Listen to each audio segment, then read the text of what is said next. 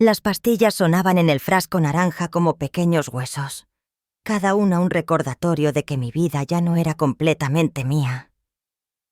Las levanté hacia la luz que entraba por la ventana de la cocina, observando cómo el sol de la tarde iluminaba los bordes de cada cápsula. 30 días de medicación, un precio superior al de la mayoría de los alquileres. La ironía no me pasó desapercibida. No después de pasar 4 décadas construyendo una de las empresas de suministros médicos más grandes de Nueva Inglaterra. Soy Grace Whitmore. Tengo 72 años. Fui CEO. Ahora soy una mujer retirada. Viuda de un hombre que me amó en silencio, pero profundamente. Madre de una hija que apenas me visita. Salvo cuando necesita algo. He sobrevivido al dolor, a las recesiones y a las traiciones.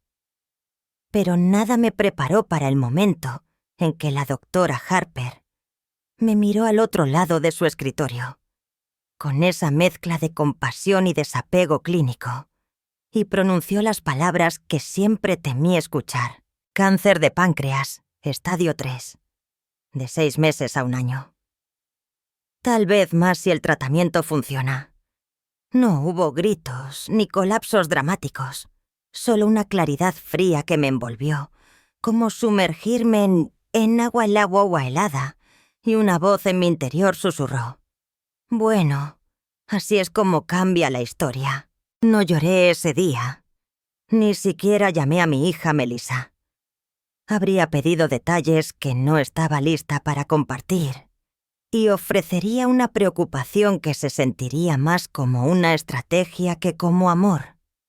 En lugar de eso, regresé a casa, preparé una taza de té y me senté en la sala llena de viejas fotografías y el aroma a lavanda que provenía del jardín exterior. La casa se sentía tranquila, demasiado tranquila. No era el tipo de silencio reconfortante. Era ese tipo de quietud que te hace sentir que ya te has ido, y nadie lo ha notado. Mirando por la ventana, vi las rosas florecer desafiando el frío de octubre. Mi difunto esposo, Henry, las había plantado conmigo una de esas veranos. Volvían más fuertes cada año, como para recordarme que la belleza, a menudo, crece del dolor. Tomé la primera pastilla sin ceremonia, sin oración, sin brindis por el coraje. Solo una decisión. Un pequeño comienzo. Esta no iba a ser una historia sobre morir. Iba a ser una historia sobre elegir cómo vivir antes de que alguien más intentara decidir por mí. El mensaje llegó a las 2:17 p.m., justo cuando estaba poniendo la tetera en la estufa. «Hola, mamá. Ethan y yo pensábamos en pasar esta noche. Sobre las 6. ¿Te va bien?» Sin emojis, sin preguntar cómo me sentía. Solo el tipo de mensaje que envías cuando ya has decidido que la respuesta debe ser sí. Escribí una respuesta. «Claro, nos vemos entonces». No pregunté por qué. Ya lo sabía. Melissa y Ethan vivían a 20 minutos. Solo me visitaban una vez al mes, siempre con un propósito. Un favor que pedir, un documento que firmar, un préstamo que financiar. La última vez que vinieron fue para que firmara como avalista en el contrato de un sub de lujo. Antes de eso, necesitaron a alguien que cuidara a su labradoodle durante un viaje de 1 semana a Turks y Caicos. Nunca venían solo a hablar, y mucho menos a escuchar. A las 6:01 sonó el timbre. Melissa estaba allí, a Edges, con un abrigo camel entallado, uno que recordaba vagamente haberle comprado para su cumpleaños el año pasado. Su maquillaje estaba impecable, su cabello recogido en un chiñón perfectamente ordenado, que probablemente costaba más que mi gasto mensual en comida. Ethan llevaba un traje azul marino y la sonrisa que reservaba para las reuniones con clientes de alto nivel. «Hola, mamá», dijo, acercándose para darme un beso seco en la mejilla. Te ves cansada. Los invité al salón. Seguía igual que cuando Henry y yo lo habíamos diseñado. Muebles de madera cálidos, cortinas floreadas, estantes llenos de fotos familiares de una época en la que el amor no se sentía tan condicionado. Melissa y Ethan se sentaron en el sofá como invitados educados, con la espalda recta y los ojos recorriendo la habitación. «Hemos estado pensando», comenzó Melissa, con un tono ensayado. «Probablemente es demasiado para ti manejar todo esto sola ahora. La casa, las facturas, lo de la salud». «Estoy a los 72, no a los 100», respondí, manteniendo la calma. «Y he manejado esta casa sin problema». Ethan se inclinó hacia adelante, las manos entrelazadas. «Grace, solo queremos asegurarnos de que estés bien atendida. Tal vez sea el momento de considerar otras opciones, algo como mudarte con nosotros o a una comunidad de jubilados. Un lugar que pueda ayudarte con tu situación». Ahí estaba, tu situación. Como si el cáncer fuera un tropiezo que había tenido en una fiesta de cóctel. «¿Y la casa?», pregunté. Ethan sonrió. «Bueno, podría obtener un buen precio ahora». «Claro, ayudaríamos con la venta. Incluso podría gestionar la estrategia de inversión para maximizar los beneficios para tu cuidado». Miré sus rostros tan pulidos, tan estudiados, y vi no preocupación, sino cálculo. No estaban allí para ayudarme a vivir. Estaban allí para organizar mi salida. La casa se sintió más fría después de que se fueron. No físicamente, sino en la forma en que un espacio cambia cuando alguien lo atraviesa con intenciones ocultas. Me quedé sola en el salón, viendo cómo las agujas del reloj avanzaban hacia la medianoche, preguntándome cuándo mi vida se había convertido en una hoja de cálculo que alguien más quería gestionar. Fue entonces cuando sonó el teléfono. No mi móvil, sino el teléfono fijo. No lo usaba desde hacía semanas. «Grace», dijo la voz, suave e incierta. «Soy Daniel. Daniel Costa». Me quedé helada. «Daniel». No había oído ese nombre en casi 30 años. Él fue en su día supervisor de almacén en mi empresa. Un inmigrante portugués que trabajaba largas horas, siempre con una sonrisa tranquila y un par de ojos que veían más de lo que yo quería admitir. Después de que Henry falleciera, Daniel fue el primero en ofrecerme el pésame, luego en cargar cajas y, finalmente, en hacerme reír nuevamente. Tuvimos una relación breve, pero intensa, sin promesas. Solo algo real en un momento en que todo lo demás parecía desmoronarse. Cuando su madre se enfermó, se mudó de vueltas a Portugal. Nunca más lo vi. Hasta ahora. «Daniel», dije, sorprendida de lo fácil que salió su nombre. «¿Cómo me encontraste?», le pregunté. «Nunca dejé de buscarte», respondió. «Escuché sobre tu enfermedad por alguien que trabajó en el hospital Whitmore. Y sobre tu hija, sobre todo». Su voz no era de juicio, solo de conocimiento. «Lo siento», dije en voz baja. «No te preocupes», respondió él. «Te llamo porque tienes opciones, Grace. No tienes que dejar que ellos escriban el resto de tu historia». Hubo una pausa. «Ahora vivo en las afueras de Lisboa. Tengo un pequeño negocio de hostelería, conexiones, amigos en la medicina. Si quieres salir, si deseas una vida que sea tuya, puedo ayudarte. No por lástima, sino porque todavía me importa», dijo con calma, pero con peso, como la nieve que cae sobre un árbol que ya se está inclinando. «No sé», susurré. «No es tan simple. Hay cuestiones legales, la atención médica, mi casa. Déjame ayudarte con los detalles. Has pasado tu vida cuidando a los demás. Tal vez sea hora de que alguien cuide de ti». No respondí. Pero en ese momento, Una grieta se formó en el muro que ni siquiera sabía que había construido. Daniel no me estaba ofreciendo una escapatoria. Me estaba ofreciendo libertad y algo aún más raro. Una oportunidad para elegir cómo sería el resto de mi vida. No porque estuviera muriendo, sino porque finalmente estaba lista para vivir. A la mañana siguiente, no pensaba en si podría hacerlo. Pensaba en cómo hacerlo. Daniel había encendido una chispa. Y cuanto más pensaba en cómo Melissa y Ethan rondaban, calculando, esperando, más esa chispa se convirtió en fuego. No iba a quedarme esperando mientras ellos organizaban mi declive, como si fuera una transición corporativa. Hice una lista. Primero, la base legal. Llamé a Robert Lansing, mi abogado de 15 años. Lo desperté a las 2 de la mañana. «Grace, ¿estás bien?», preguntó, adormilado pero alerta. «Estoy bien», respondí. «Pero necesito que nos reunamos. Esta noche». «¿Para qué?». «Revocar el poder notarial de Melissa. Reescribir mi testamento».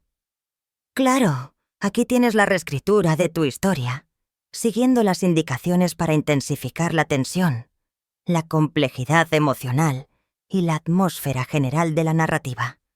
El silencio llenó la gran habitación. La seriedad en mi tono era palpable, totalmente seria. 2 horas después, entré en la oficina de Robert, cargando una carpeta repleta de estados financieros, historiales médicos y una hoja amarilla llena de anotaciones escritas a mano. «Grace, sé que has pasado por mucho», dijo él con cautela, «pero estos son movimientos de gran magnitud. Si Melissa decide desafiarte legalmente, ya lo estaban haciendo», lo interrumpí. «Solo que aún no ha presentado los papeles. Trabajamos sin descanso hasta el amanecer». Cuando salí de allí, todo estaba en marcha. Nuevos fideicomisos establecidos, cuentas abiertas en Suiza y Portugal, poderes revocados, y mi testamento actualizado para redirigir la mayor parte de mi patrimonio a fundaciones de cuidado de ancianos y organizaciones de mujeres emprendedoras. Melissa no se lo esperaba, y aunque lo supiera no podría tocar ni un centavo. El siguiente paso: logística.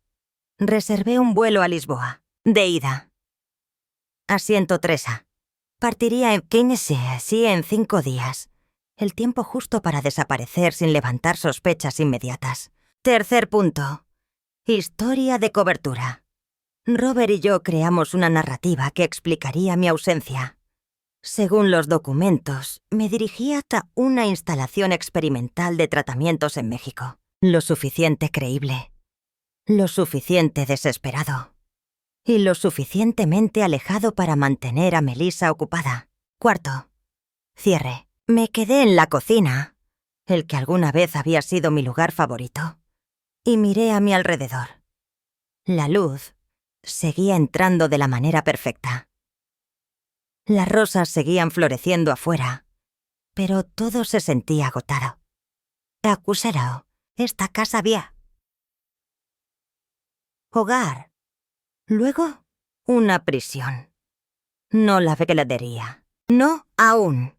Dejaría que Melissa entrara un día y se preguntara a dónde había ido. ¿Por qué me fui sin decir adiós? Pensaría que me había vuelto loca, lo que no sabría, lo que confiaba en que nunca descubriría, era que finalmente había encontrado lo que buscaba.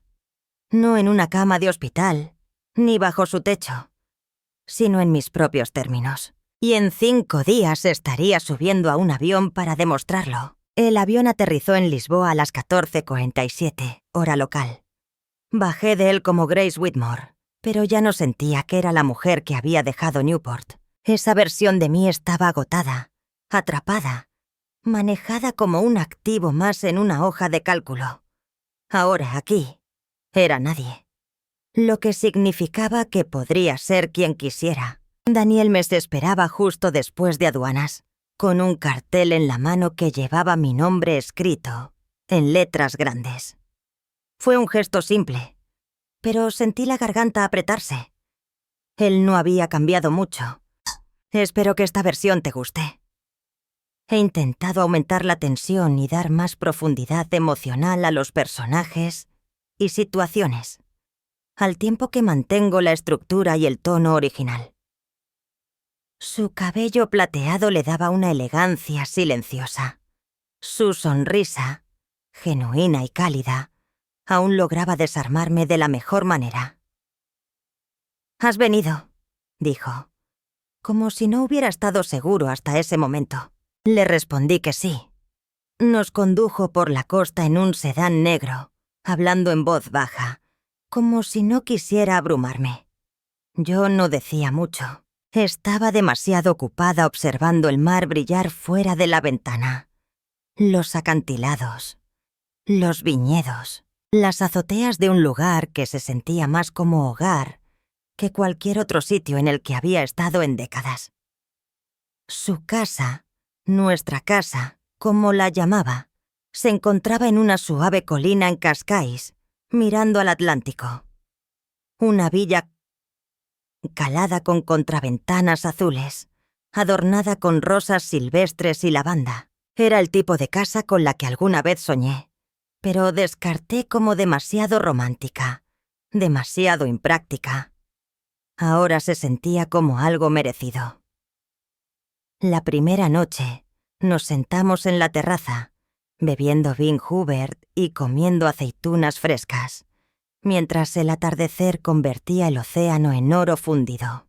«Hace 3 años construí este lugar», dijo Daniel, «pero nunca me mudé. No realmente. Estaba esperando». «¿Esperando qué? ¿A ti?» No sabía qué decir, así que tomé su mano en su lugar. Decía más que cualquier palabra. La semana siguiente, me reuní con el Dr. Carvalho, uno de los mejores oncólogos de Lisboa. Daniel ya había organizado todo. Mis expedientes médicos fueron transferidos, las citas programadas. Le pregunté cómo lo había logrado, y solo sonrió. «He tenido 30 años para prepararme para el día en que te volviera a ver. ¿Pensarías que dejaría los detalles al azar? El hospital era moderno, discreto y sorprendentemente asequible en comparación con las facturas que había estado pagando en Estados Unidos. El personal me trataba como una persona, no como un diagnóstico. Cada día traía un nuevo ritmo. Mañanas lentas con café fuerte, paseos por la orilla, conversaciones suaves con alguien que realmente escuchaba. Daniel no intentaba arreglarme, no intentaba controlar nada, simplemente me dejaba ser. Y poco a poco recordé lo que era existir sin ser gestionada, ser vista sin ser evaluada, ser amada sin ser medida.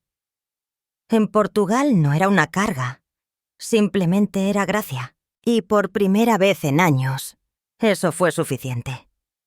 2 semanas en mi tranquila nueva vida, el pasado vino a golpear a mi puerta. Robert me llamó desde Rhode Island. Su voz tensa. «Melissa ha presentado una petición», dijo. «Está pidiendo que el tribunal te declare mentalmente incompetente». No me inmuté. «Está alegando que tus recientes decisiones financieras son una prueba de deterioro cognitivo», continuó. «Las transferencias, las cuentas offshore, el poder notarial revocado. Está presentando todo eso como una señal de que has sido manipulada o confundida». «¿Por quién?», pregunté con calma. «Daniel, supongo. O yo. No importa si es el cáncer. Da igual.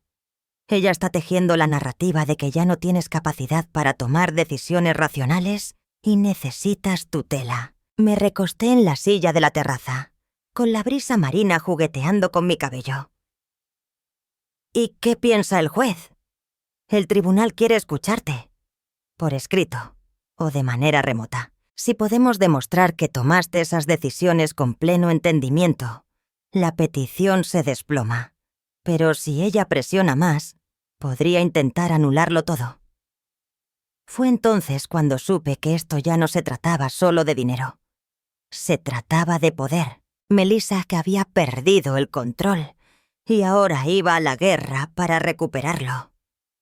No entré en pánico. Lo planeé. Contraté a un investigador privado en Boston, especializado en explotación de personas mayores. Cada mensaje, cada llamada, cada sugerencia que Melissa y Ethan habían hecho en los meses previos a mi partida. Manipuladora, presionante, despectiva. Fue documentada y preservada. Luego contraté a Kunis, a un contable forense. A lo largo de los años, le había dado a Melissa más de $500,000, la matrícula de la escuela de posgrado, la casa de vacaciones en Vermont, los préstamos sin intereses que de alguna forma se convirtieron en regalos. Quería un informe completo de a dónde había ido el dinero, en qué se había usado y qué se había prometido a cambio. Después llamé a un consultor de relaciones públicas, experto en casos de abuso a personas mayores de alto perfil. Si Melissa quería hacer esto público, me aseguraría de que entendiera el peso de esa decisión. La narrativa no iba a ser la de una anciana confundida malgastando su dinero. Iba a ser la de una madre que luchaba para defenderse. Una semana después, recibí la noticia de que Melissa había volado a Portugal. Su investigador había rastreado mi nombre hasta una clínica de bienestar al norte de Porto. Un centro conocido por tratar a pacientes estadounidenses adinerados con terapias poco convencionales. Sonreí. Daniel había filtrado esa información a las personas adecuadas en el momento preciso. La clínica era real, pero también era un centro psiquiátrico de alta seguridad. Los informes llegaron rápidamente. Melissa y Ethan aparecieron. Exigieron verme y se negaron a irse cuando les dijeron que no estaba allí. Ella acusó al personal de mentir, de ocultarme, de coludir en alguna conspiración internacional. Llamaron a seguridad. La policía los siguió, y Melissa se fue con una advertencia formal por allanamiento y una nota en su expediente. Comportamiento inestable, altamente agitada, posiblemente delirante. ¿Quería que me declararan incapaz? Ella acababa de hacer el argumento más sólido de su propia inestabilidad. Mientras observaba las olas rompiendo esa noche, bebí vino junto a Daniel y sonreí para mis adentros. Melissa había lanzado el primer golpe, pero yo ya había planeado el knockout. 2 días después, apareció en mi puerta. Melissa estaba allí, con una blusa de lino, los ojos hinchados por el desfase horario y algo más, ya sea furia o incredulidad. Ethan estaba a pie a su espalda, en silencio, sin el arrogante aire de quien siente que controla todo. Se quedaron mirando la villa. Luego me miraron a mí, como si no pudieran creer que estuviera ahí. «Mamá», dijo Melissa, «te ves diferente». «Yo también me siento diferente», respondí. «Adelante», les dije. Daniel lo recibió en el salón con una calma que solo incomodó más a Ethan. El espacio estaba lleno de música suave, flores frescas y la brisa marina que se colaba por las ventanas abiertas. No era el escenario que esperaban. No era un colapso. Era un santuario. Melissa se sentó rígida en el borde del sofá. Estábamos muy preocupados. Nadie sabía dónde estabas. La clínica dijo que nunca habías estado allí. La policía se involucró. Eso debió haber sido estresante, respondí mientras servía té sin pedir permiso. Parpadeó. No pareces molesta. ¿Por qué debería estarlo?, pregunté, sentándome frente a ella. Viniste buscando a una mujer indefensa, perdida en su enfermedad. En su lugar, encontraste a una madre que no necesita ser salvada. Su rostro se sonrojó. Has movido dinero. Nos has excluido de las decisiones. Has ocultado tu condición. Me he protegido. La interrumpí. Hay una diferencia. Ethan se inclinó hacia mí adelante. Grace, seamos razonables. Sigues en tratamiento. Este tipo de cambios legales, financieros, levantan sospechas. ¿Qué tipo de sospechas? Pregunté. Las que justifican intentar apoderarse de mi herencia. Las que convierten mi diagnóstico en su oportunidad. Melissa se levantó. Solo queríamos ayudarte. No, querían gestionarme, dije con voz firme. Como un fondo fiduciario o un refugio fiscal. No preguntaron lo que yo quería. Hicieron suposiciones basadas en lo que les resultaba más fácil. Hubo una larga pausa. Luego dejé caer la última carta. Vendí Whitmore Medical por $8.2 millones $3 hace 3 meses. La boca de Melissa se abrió. Y cada dólar, continué, está asegurado en cuentas a las que nunca tendrán acceso. El testamento ha cambiado. El poder notarial ha sido revocado. Si algo me sucede, todo irá a organizaciones que protegen a las mujeres de la manipulación que acabo de vivir. Ethan habló, casi en un susurro. No puedes hacer eso. Ya lo he hecho. La voz de Melissa tembló. Pero somos tu familia. No, dije suavemente. Daniel es familia. Mi médico aquí, mi abogado, las personas que me ven como un ser humano, no como una transacción. Te crié con amor, Melissa. Pero en algún momento del camino, aprendiste a valorar el control sobre la conexión.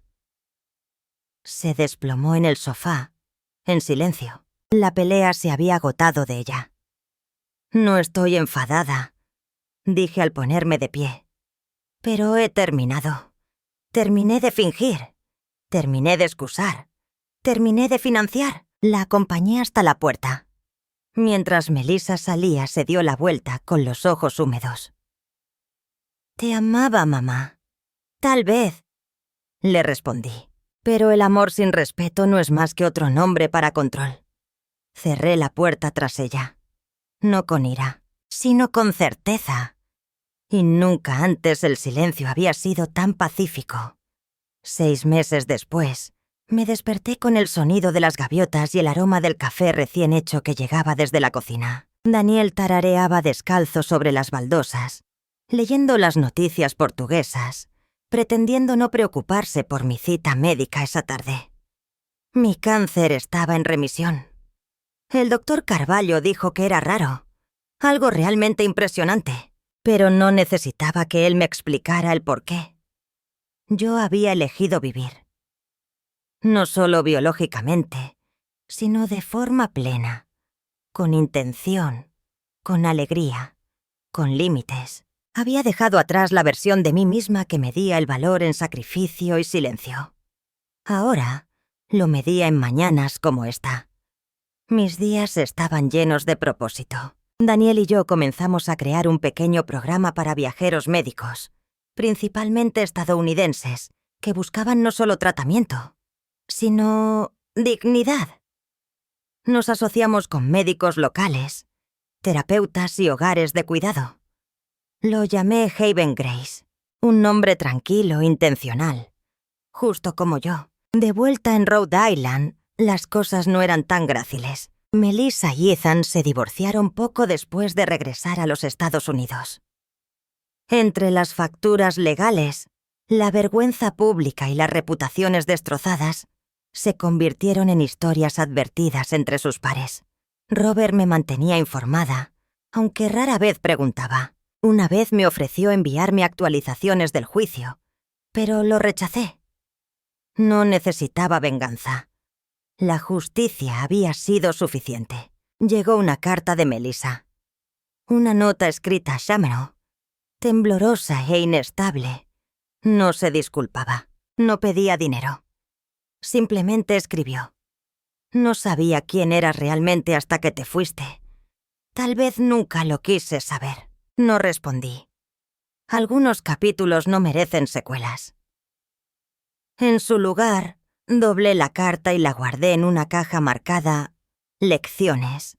Luego volví al jardín donde Daniel recortaba las rosas que había plantado en mi honor. Estaba callado, dijo él. Estoy pensando, respondí. ¿Sobre el pasado? No, sobre lo afortunada que soy por seguir teniendo un futuro. Nos sentamos juntos en la terraza mientras el sol comenzaba a subir, bañando con su luz el mar. Nuestras manos entrelazadas. Una vida no robada, sino recuperada. Algunas historias terminan con perdón. La mía no lo necesitaba. Terminó en libertad. Y en la suave certeza de que había elegido bien mi final, viviendo mi verdad en voz alta.